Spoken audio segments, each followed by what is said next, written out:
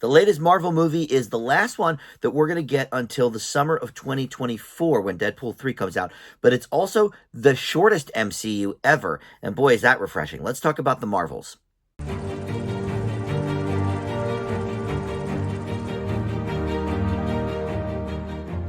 Hey guys, Dan here. This is Dan Reviews It. Welcome to my spoiler-free review for the new film, The Marvels. This is in theaters right now. It is a sequel to Captain Marvel, of course, with Brie Larson in that role. But it also helps maybe if you watch at least one of the Disney Plus shows, Ms. Marvel, because that character factors in heavily to this movie as well. There's maybe a couple other things you can see along the way. But unlike some of the recent Marvel output where you need to watch like 4, 5, 6, 7 different things to even know what's going on, this is fairly self-contained. So we're going to talk about this here in just a second, but let me first welcome you into Dan Reviews It. Thank you for finding this video. We do movie and TV reviews here on the channel, and just about every day I try to post something new for you. So a lot to check out. Subscribe, even click that notification bell so you get my alerts for when I drop new videos. Or, you know, if you don't want to do that, just like the video or comment below. All of that stuff does help the channel out.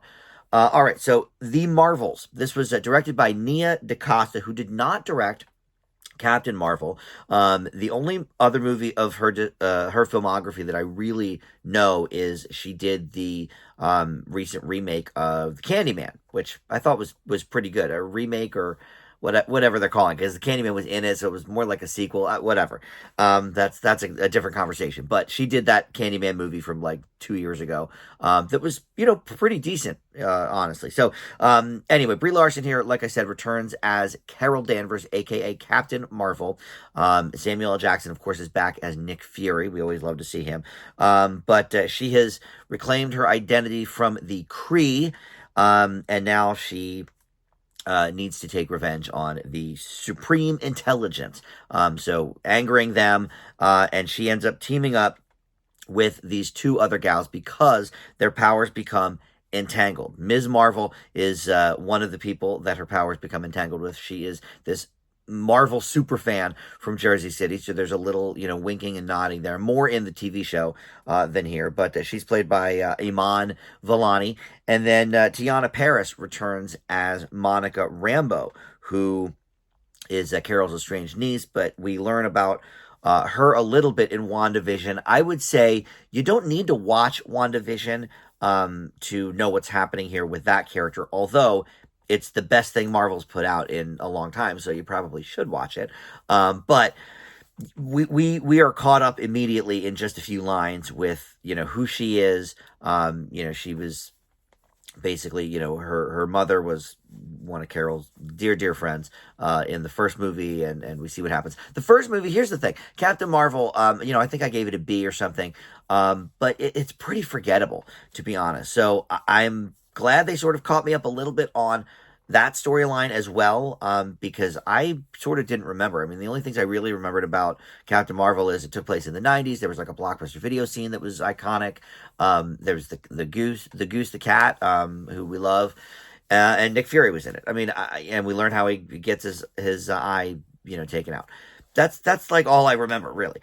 So here's the good about this movie, The Marvels.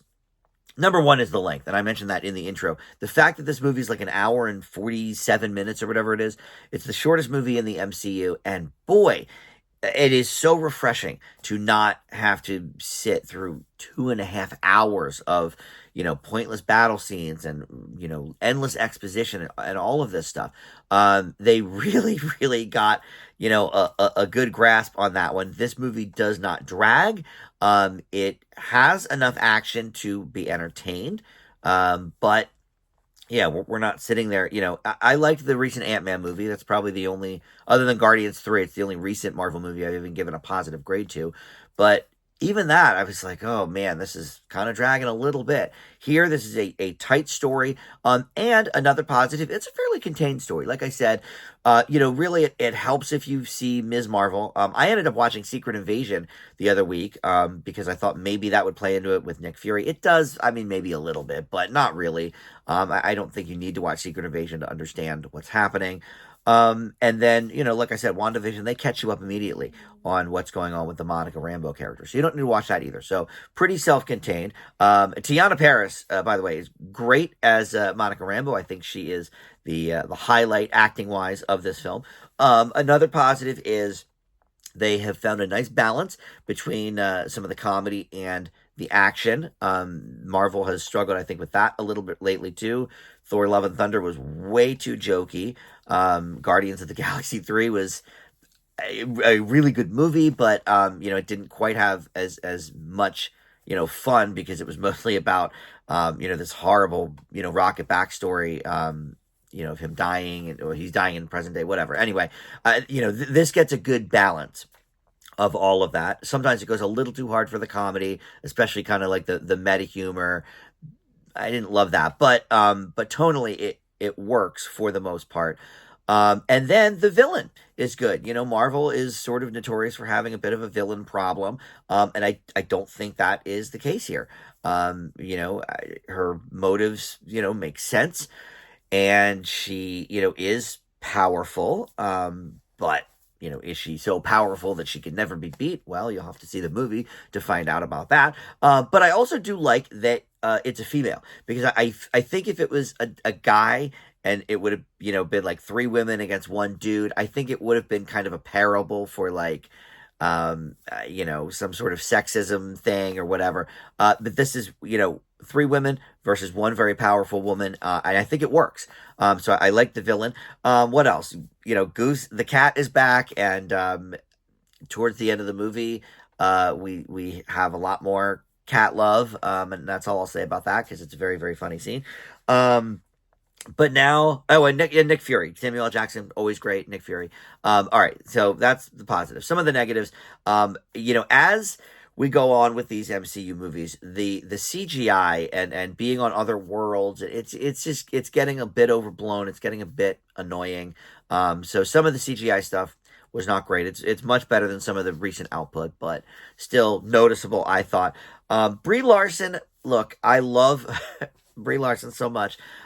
She's a great dramatic actress, and she can do comedy as well. She's currently on a really wonderful Apple TV Plus show called Lessons in Chemistry. But I am not sure that I ever really bought her as an action star. And I think she struggles a little bit in that area here. So that is, she's great in the dramatic scenes, when she's having emotional catch-ups with Monica. Love that. But when she has to get a little too into the action sequences, I'm not sure I love that for her. And then also the Ms. Marvel character, Iman Vellani. I don't know if it's the actress or the character, but the first half of the movie, the character is basically just so starstruck over meeting Ms. Marvel. There's a lot of gasping and screaming in glee, and it just got kind of annoying. Later on in the movie, when she's a full, part of this crew, that we're calling the Marvels, she got better. But this is the only thing I've ever seen her in other than Ms. Marvel. So I don't know if it's the actress or the character itself. But I was struggling a little bit enjoying her portion, especially in the beginning. Although her family I liked. We see her family dealing with all this stuff, and I thought they actually came off really good.